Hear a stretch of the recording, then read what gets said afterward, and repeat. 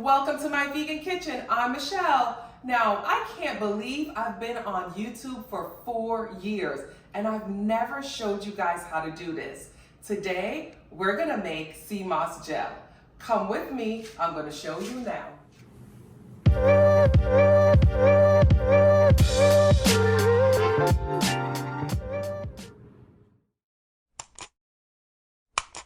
Alright guys, so today we're going to talk about all things sea moss. Like I said in the intro, I can't believe in 4 years I've never ever showed you guys how to make sea moss gel. It's actually one of those things that I get asked a lot in my DMs. A lot of people are asking, how do I make sea moss gel? Where do I get it? What to do with it? How to put it in recipes, and I just never thought to show you guys how to make it. So here it is. I'm gonna make this video for you guys now and show you step by step. I keep my sea moss in a plastic container and an airtight container, and I just keep it in the pantry. You don't have to keep it in your refrigerator or anything like that. Just keep it dry in the pantry. Sea moss is really, really good for your body. It's very healthy. It's a great addition to a healthy diet. The supplement that sea moss provides is amazing. It is high in vitamins and minerals. It basically has 92 of the 102 minerals that your body needs. So right there alone, that tells you that it is superior. Sea moss contains iodine, which is needed for healthy thyroid. And it's so simple, it's so easy to add to almost all of your meals. So come on in, let me show you what it looks like. Come on in close. Now, sea moss is very familiar to me because I grew up in the islands, I grew up in Jamaica, and this is just part of our daily normal intake. It's part of our diet, I probably should say. It's dried, so sea moss basically comes from the ocean. It grows on the rocks in the ocean. So it's exactly what it says. It's moss that grows on the rocks. That's what it looks like. All they did here is dry it out. When it's hydrated, it swells. In order to store it, you want to dry it out. So usually they pull it from the ocean, they put it on zinc, basically just like, or they'll put it on nets and they'll dry it out in the sun. And once it's dried out in the sun, then you can store it, keep it dry. So this, like I said, this is a plastic container. I keep it in a cool, dry pantry, but you could store it in maybe a paper bag or something like that. All right, come back in. So because I said it swells to 2 to 3 times its size, I'm not gonna use a whole lot of this. I'm not gonna pull a whole lot of it out. So a fistful, just grab a fistful and that's what we're gonna use. Okay.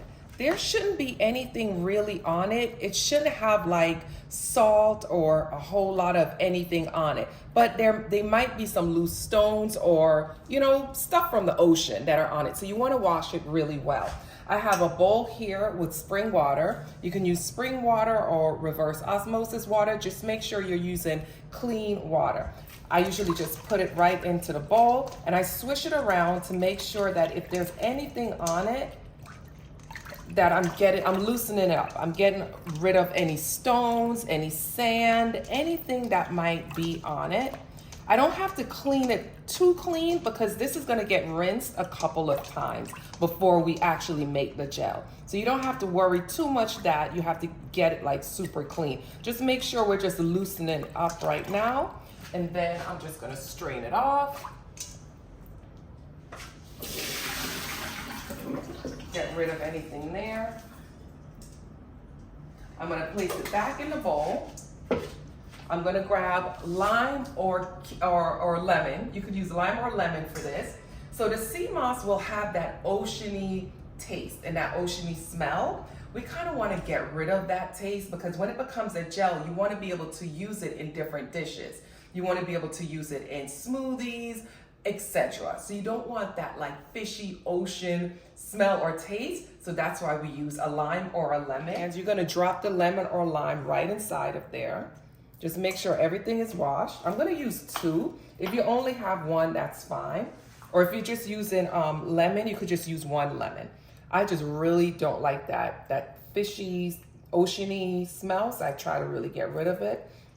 And I squeeze that all in there. All right, so now that we have that in there, I'm gonna fill this up. actually halfway of the bowl, because remember, this is gonna expand 2 to 3 times its size. So I'm gonna go fill it up with some reverse osmosis water that I have here in my kitchen. All right, now that I have my water in my bowl, I'm gonna cover it up, and we're gonna let this soak for at least 24 hours. If you can, let it soak for 48 hours, like 2 days. But we're gonna let this soak, and then I'm gonna come back and show you how it's expanded and what it looks like and how to make the sea moss gel. Okay guys, a couple of days have passed. So come in, take a look on what the sea moss looks like. Come on in. It has expanded. So when I say a couple of days, I thought I was just gonna leave it overnight, but it ended up staying for 2 days. I placed it in the refrigerator though. So remember, I left it on the countertop. After a day, you wanna place it in the refrigerator. It's gonna keep it fresher longer. But you came in, come back in, don't go so quickly. Let me really show you what it looks like. Look at that. Remember how small it was? Now it's super hydrated. Looks like real sea moss. So now we're just gonna rinse this really good, and we're gonna place it in the blender. So once you've thoroughly washed it, and you wanna wash it in reverse osmosis water or spring water or purified water, you always wanna try to keep that water clean. We're gonna place it right in our blender. I am using a high-speed blender. It is best, not that you can't use a regular blender, but it's best to use a high-speed blender because you really want to get it really smooth. So once I place it in the blender, let me space it out a little bit, I'm gonna add water. Again, spring water, reverse osmosis, or purified water. I usually just kind of eyeball it and place the amount of water that will kind of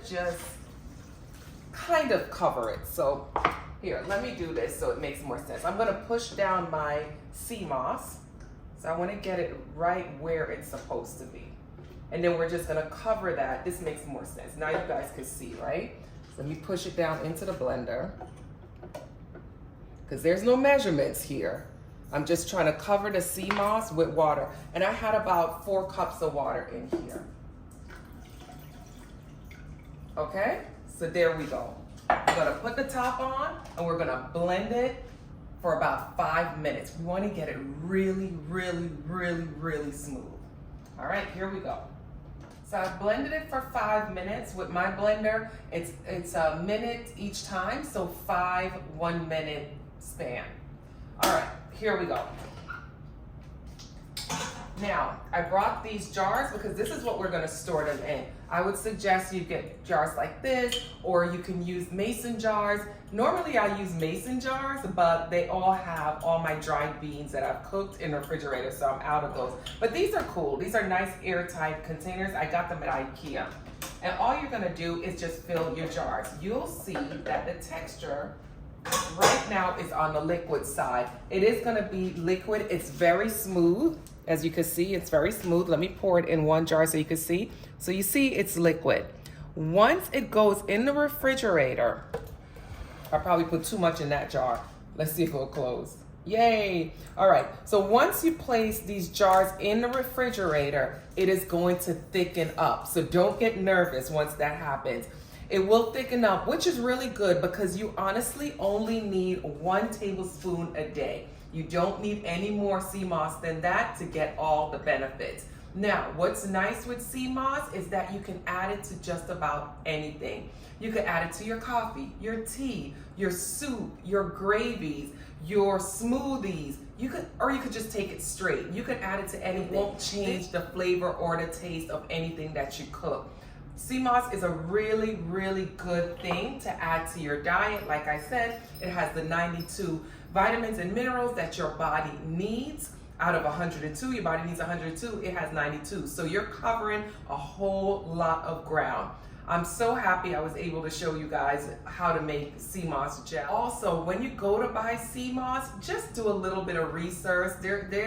I heard there's a lot of fake sea moss out there. I was lucky enough to get this when I went on my trip to Jamaica, so I end up getting a lot, and because it's dried, it stays for a long time. So guys, this is the sea moss 24 hours after it's been in the refrigerator. I just wanted you guys to see what it looks like. Come in close.